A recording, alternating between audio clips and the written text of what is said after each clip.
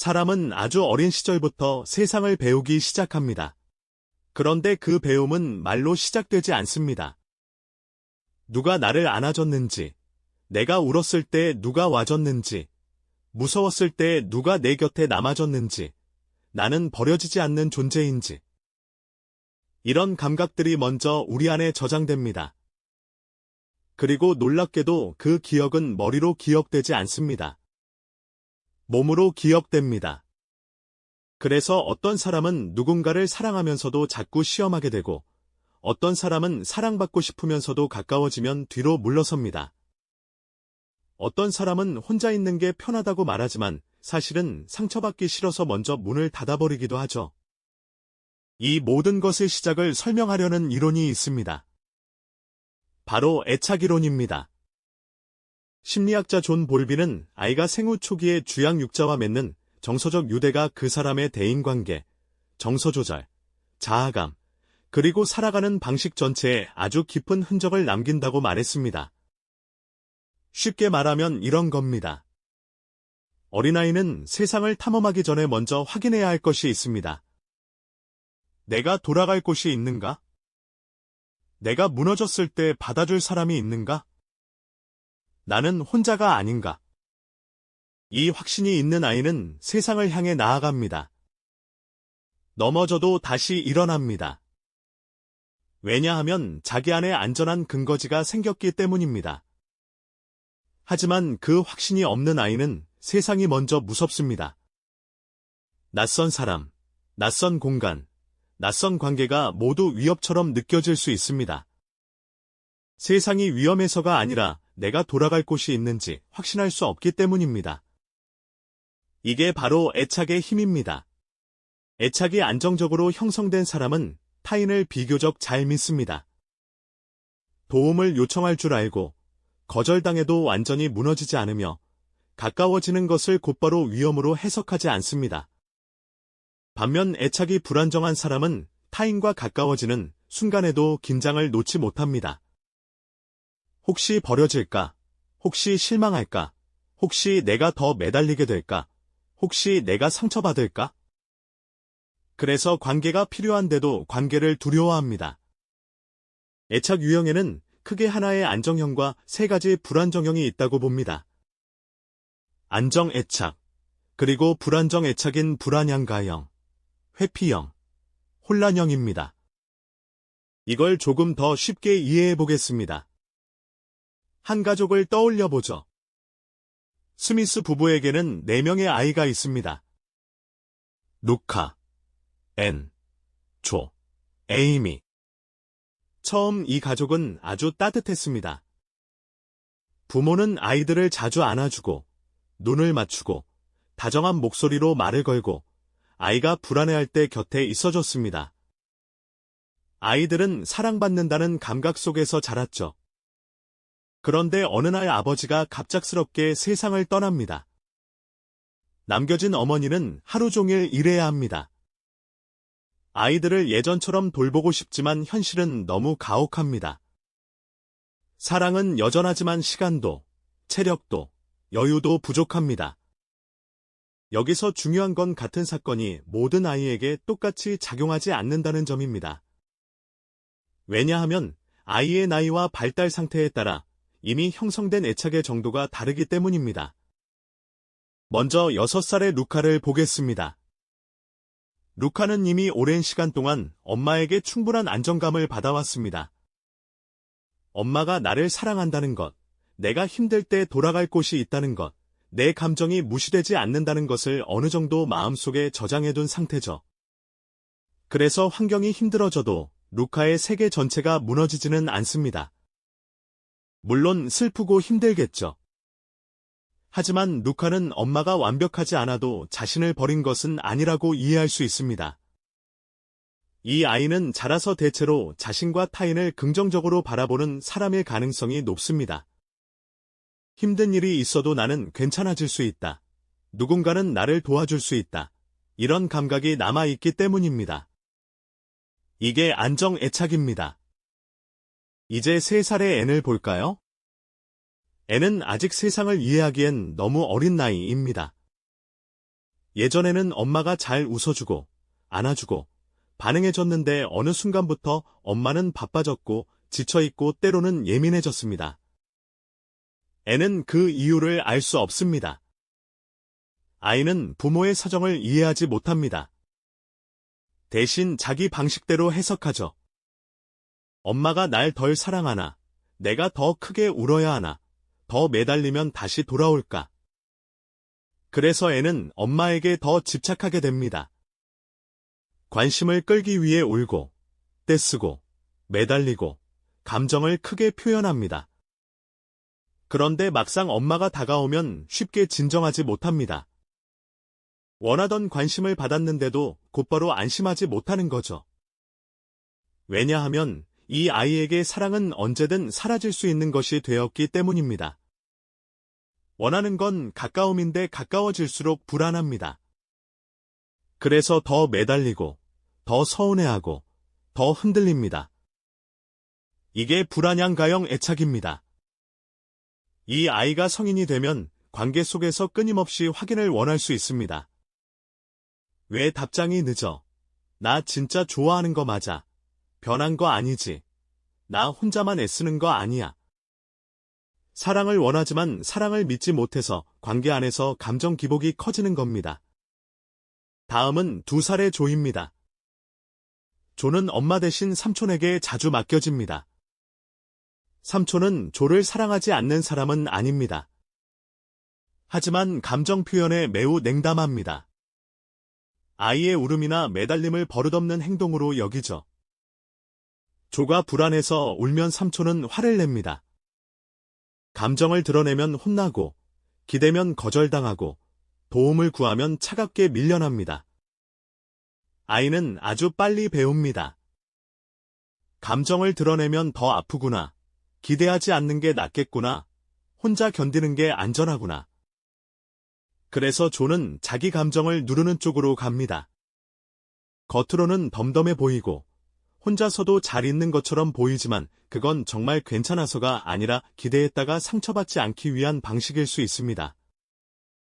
이게 회피형 애착입니다.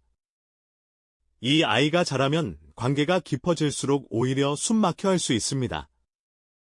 누군가 가까워지면 귀찮아지고, 부담스러워지고, 갑자기 마음이 식는 것 같고, 혼자 있는 게 훨씬 편해집니다. 겉으론 독립적이지만 속으로는 의지하는 법을 배우지 못한 사람일 수도 있습니다. 마지막은 1살의 에이미입니다. 에이미는 보육시설에 맡겨집니다. 하지만 그곳의 환경은 매우 불안정합니다. 직원들은 지쳐있고 일관성 있는 돌봄이 부족하며 심지어 일부는 위협적이기까지 합니다. 에이미는 보호받고 싶습니다. 누군가에게 기대고 싶습니다. 그런데 동시에 그 사람이 두렵습니다. 이건 아이에게 가장 견디기 힘든 상황입니다. 왜냐하면 안전의 대상이 동시에 공포의 대상이 되기 때문입니다. 다가가고 싶은데 무섭고, 도망가고 싶은데 의지할 곳이 없고, 사랑받고 싶은데 사랑이 곧 위협처럼 느껴집니다. 이 모순은 아이 안에 깊은 혼란을 남깁니다. 이게 혼란형 애착입니다. 이 아이가 자라면 사람을 원하면서도 극도로 경계하고, 관계에 들어가도 쉽게 무너지고, 자신이 사랑받을 자격이 없다고 느낄 가능성이 커집니다. 가장 힘들 때 누군가에게 기대는 대신 모든 관계를 피하거나 극단적으로 흔들릴 수도 있습니다. 여기서 중요한 건 애착이 단순히 성격 차이의 문제가 아니라는 점입니다. 이건 기질만의 문제가 아니고 의지력만의 문제도 아닙니다. 몸과 뇌가 아주 이른 시절에 배운 생존 전략과 연결되어 있습니다. 어린아이가 반복적으로 불안을 경험하면 몸은 스트레스 상태에 자주 놓이게 됩니다. 아드레날린과 코르티솔 같은 스트레스 호르몬이 분비되고 심박수가 올라가고 몸은 계속 긴장 상태를 유지하게 되죠. 이런 상태가 자주 반복되면 그걸 독성 스트레스라고 부릅니다. 왜 독성이냐? 그 스트레스가 발달 중인 뇌와 신체에 지속적인 부담을 주기 때문입니다. 아주 어린 시절의 과도한 스트레스는 감정 조절, 면역 기능, 주의 집중, 대인 신뢰에까지 오랜 흔적을 남길 수 있습니다. 즉, 사랑받지 못한 기억이 단지 추억으로 남는 게 아니라 몸의 반응 방식 자체를 바꿔놓을 수 있다는 겁니다. 실제로 심리학에서는 아이의 애착 유형을 관찰하기 위한 유명한 실험이 있습니다. 낯선 방에서 엄마와 아이가 함께 놀다가 엄마가 잠시 자리를 비웁니다. 그리고 다시 돌아옵니다. 중요한 건 엄마가 돌아왔을 때 아이의 반응입니다. 안정 애착을 가진 아이는 불안해하다가도 엄마가 돌아오면 안정을 찾습니다. 잠시 안기고, 진정하고, 다시 놀이로 돌아갈 수 있습니다. 하지만 불안정 애착을 가진 아이는 반응이 다릅니다. 어떤 아이는 엄마에게 매달리지만 좀처럼 진정되지 않고, 어떤 아이는 애써 무시하는 척하고, 어떤 아이는 다가가려다 멈칫하고 혼란스러운 행동을 보입니다. 이 차이는 우연이 아닙니다. 아이 안의 이미 관계는 어떤 곳인가에 대한 기본 설정이 만들어졌기 때문입니다. 그리고 이 기본 설정은 생각보다 오래 갑니다. 어린 시절의 애착 형태가 학업, 건강, 인간관계에 오랜 영향을 준다는 연구들도 있습니다. 하지만 여기서 꼭 조심해야 할 점이 있습니다. 애착이론은 매우 강력한 틀이지만 이걸 너무 단순하게 받아들이면 어릴 때 불안정했으면 인생 끝이다. 이렇게 오해할 수 있습니다. 하지만 그건 사실이 아닙니다. 애착은 시작이 중요하지만 끝이 정해진 운명은 아닙니다. 인간은 생각보다 훨씬 더 변화 가능한 존재입니다. 좋은 사람을 만나고, 안전한 관계를 경험하고, 자기 감정을 이해하고, 상처를 언어로 다루기 시작하면 애착의 패턴은 분명히 달라질 수 있습니다. 처음 받은 상처가 첫 문장이 될 수는 있어도 인생 전체의 결론이 되어야 할 필요는 없습니다. 중요한 건 지금 내 관계 패턴을 이해하는 겁니다.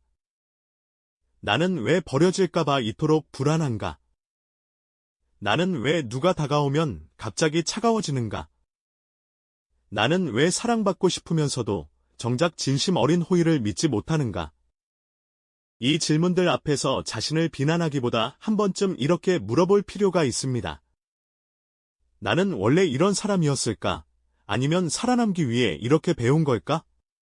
이 질문 하나가 자기 이해의 시작이 될 수 있습니다. 존 볼비의 말처럼 어머니에게 전할 수 없는 말은 스스로에게도 전할 수 없을지 모릅니다. 어릴 때 내 감정을 받아주는 사람이 없었다면 나는 내 감정을 이해하는 법도 배우기 어렵기 때문입니다. 슬픈데 왜 슬픈지 모르고, 화가 나는데 왜 화가 나는지 모르고, 사랑받고 싶은데 왜 자꾸 밀어내는지도 모른 채 그저 반복하게 되는 거죠. 그래서 애착을 이해한다는 건 부모를 탓하는 데서 끝나는 일이 아닙니다. 내가 왜 이렇게 반응하는지, 내 마음의 오래된 설계도를 들여다보는 일에 가깝습니다. 어쩌면 우리가 해결하지 못한 많은 문제는 의지 부족의 문제가 아니라 안전 부족의 문제일지도 모릅니다. 더 강해져야 하는 게 아니라 먼저 안전해져야 하는 걸 수도 있습니다. 누군가를 믿지 못하는 나, 관계가 불안한 나, 혼자 있을 때조차 자꾸 자신을 비난하는 나를 보며 너무 쉽게 성격 탓부터 하지 않았으면 좋겠습니다. 그 모습은 게으름도 아니고 나약함도 아니고 어쩌면 아주 오래전 작은 내가 살아남기 위해 만든 방식일 수 있으니까요. 하지만 이제는 그 방식이 나를 지키는 대신 나를 가두고 있다면 조금씩 새롭게 배워야 합니다. 안전한 사람을 구분하는 법, 내 감정을 무시하지 않는 법, 도움을 요청하는 법, 관계 안에서 사라지지 않는 법, 그리고 무엇보다 내 안의 어린 나에게 이제는 괜찮다고 말해주는 법 말입니다. 애착은 어린 시절에 시작되지만 회복은 어른이 된 후에도 가능합니다. 늦지 않았습니다. 지금이라도 내가 어떤 사랑을 배웠는지, 그리고 앞으로 어떤 사랑을 다시 배워야 하는지 알아차리는 순간부터 삶은 조금씩 달라질 수 있습니다. 당신이 관계에서 자꾸 흔들리는 이유, 누군가를 사랑하면서도 두려운 이유, 혼자서도 괜찮은 척하지만 사실은 외로운 이유. 그 모든 것에는 설명되지 못한 과거의 문장이 숨어 있을지 모릅니다. 그리고 그 문장을 이해하는 순간 우리는 비로소 자기 자신을 탓하는 삶에서 자기 자신을 이해하는 삶으로 조금씩 옮겨갈 수 있습니다. 생각을 고친다고 인생이 바로 바뀌진 않습니다. 하지만 생각의 뿌리를 이해하면 같은 상처를 다른 방식으로 다룰 수는 있습니다. 당신의 불안은 당신의 잘못이 아닐지 모릅니다. 다만 이제 그 불안을 어떻게 돌볼지는 당신의 새로운 선택이 될 수 있습니다. 오늘도 생각에 치이는 밤이었다면 잠시 멈춰 당신 마음의 가장 오래된 방을 천천히 들여다보시길 바랍니다. 거기엔 아직도 기다리고 있는 작은 내가 있을지 모릅니다. 그리고 그 아이는 아마 완벽한 해답보다도 이 한마디를 더 듣고 싶을 겁니다. 이제는 내가 혼자가 아니라고. 상처는 오래 남습니다. 하지만 이해받기 시작한 상처는 더 이상 예전과 같은 방식으로 우리를 흔들지 못합니다. 내 안의 불안이 어디서 왔는지 알게 되는 순간, 우리는 비로소 그 불안에 끌려가는 사람이 아니라 그 불안을 돌볼 수 있는 사람이 됩니다. 어쩌면 성장이라는 건 완벽하게 강해지는 일이 아니라 내가 약해지는 순간조차 버리지 않는 사람이 되는 일인지도 모릅니다. 그리고 그 시작은 늘 거창한 변화가 아니라 내 마음을 예전보다 조금 더 정확히 바라보는 데서 시작됩니다. 오늘 영상이 여러분에게 조금이나마 자기 자신을 이해하는 시간이 되었길 바랍니다. 혹시 지금 관계 때문에 힘들거나 이유 없이 불안하고 누군가를 사랑하면서도 자꾸 흔들리는 자신 때문에 괴로웠다면 오늘의 이야기를 꼭 기억해 주세요. 당신이 이상한 사람이어서 그런 게 아니라 어쩌면 아주 오래전부터 그렇게 버텨왔기 때문일지도 모릅니다. 그러니 너무 오래 자신을 미워하지 않으셨으면 좋겠습니다. 우리에게 필요한 건 완벽한 성격이 아니라 안전한 이해일지 모르니까요. 여기까지 생각의 정비소였습니다. 오늘도 복잡한 마음을 조금 더 선명하게 바라보는 시간이 되었기를 바랍니다. 당신의 마음이 왜 그런지 알게 되는 순간, 인생은 조금 덜 버겁고 조금 더 다정해질 수 있습니다. 다음에도 삶이 흔들릴 때 다시